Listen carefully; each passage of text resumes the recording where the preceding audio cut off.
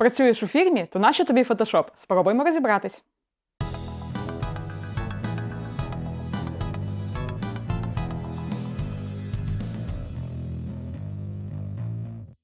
Я Надя, UX-дизайнер. На цьому каналі я ділюсь порадами для UI-UX-дизайнерів. Підписуйся, став лайки. Перед тим, як перейти до теми цього відео, напиши в коментах, чи використовуєш ти Photoshop в своїй роботі, та чи вважаєш, що Photoshop необхідний для роботи UI-UX-дизайнером. Якщо в тебе виникнуть якісь запитання, теж пиши їх у коментах. І так, давайте спробуємо розібратись, чому на більшості курсів про дизайн не вчать Photoshop, та чи потрібен він нам взагалі.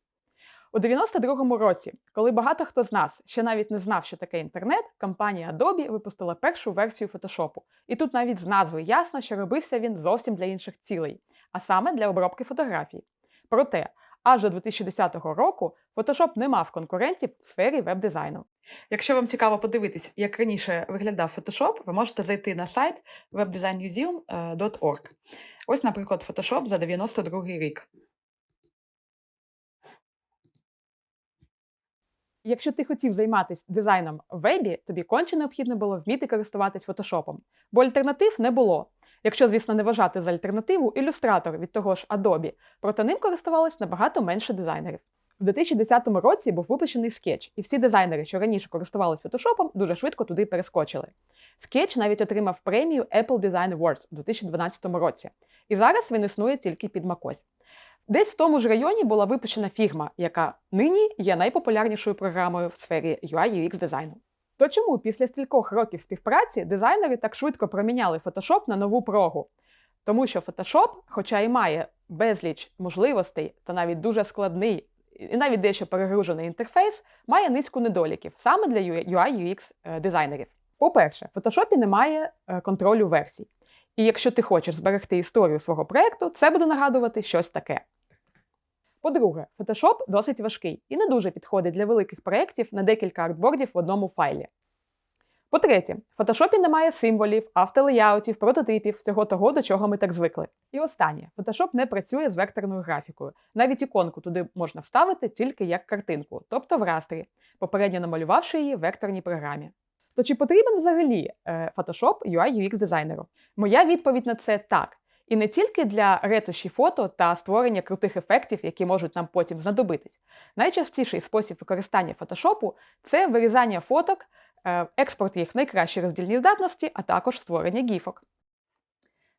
І так, що можна цікавого зробити в Photoshop? Іноді існує необхідність в зміненні пропорцій картинки, наприклад, збільшенні її по ширині. При цьому важливо залишити фон. Як це зробити в Photoshop?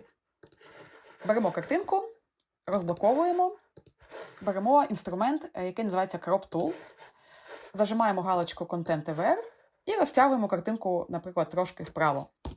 Потім жмемо Enter. І ось бачимо, картинка в нас збільшилась, причому фон залишився. Тепер цю картинку треба якось перенести в фігму. Можна її експортувати, звісно, але спробуємо зробити це трохи іншим чином. Спочатку зменшимо, вона трошки завелика. Йдемо в меню Image Size, вибираємо тут відсотки, ставимо, наприклад, 50%. Окей. Картинка зменшилась. Тепер можна взяти інструмент виділення, виділити картинку, нажати Ctrl-C, перейти в фігму та нажати Ctrl-V. Ось наша картинка, і можемо її потім якось розташувати на нашому артборді. Як відокремити фон від картинки в Photoshop? Скористаємося трьома способами. Спосіб перший. Наближаємо фотку, беремо інструмент ласо і проходимось вздовж усієї картинки ось таким чином. І потім видаляємо фон. Ось так. Повернемось на початок і спробуємо другий спосіб.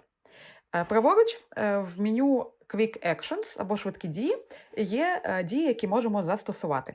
Їх тут багатько. Нам потрібна перша Remove Background. Нажимаємо на кнопку, наш фон зник. В нас з'явилась маска, яку ми можемо зааплаїти, Apply Layer Mask. Так в нас залишиться одна картинка. Давайте знов повернемось на початок і спробуємо третій спосіб. Під Remove Background ми бачимо іншу кнопку Select Subject. Нажимаємо її.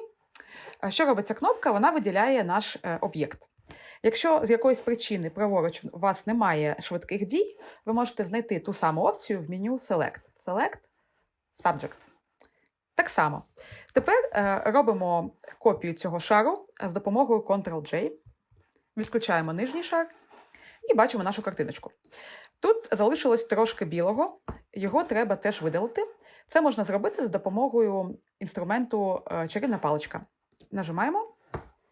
Я видаляю цей непотрібний нам колір. Також можна застосувати ласо. Ось так. Тепер, так само, як попередню картинку, ми можемо скопіювати її в фігму. Виділяємо, Ctrl-C, Ctrl-V. Зменшуємо. І можемо розташувати на своєму артборді так, як завгодно, і змінювати при цьому фон. Ось такі штуки. Давайте подивимось, що по цінах. На сайті adobe.com ви можете побачити, що підписка на Photoshop складає $20,99 на місяць. Тому вигідніше брати план для фотографів за $7,99, де окрім Photoshop також ви придбаєте Lightroom. Це програма для обробки фотографій. Зайвою вона точно не буде. Або можна узяти собі план Creative Cloud з усіма програмами на $29,99 на місяць. Навчитись робити прості речі в фотошопі не складно, тим паче, що туторіалів по фотошопу в інтернеті набагато більше, ніж будь-якої іншої програми. Пиши в коментах, чи сподобалась тобі ця тема, та чи хочеш ти дізнатись більше.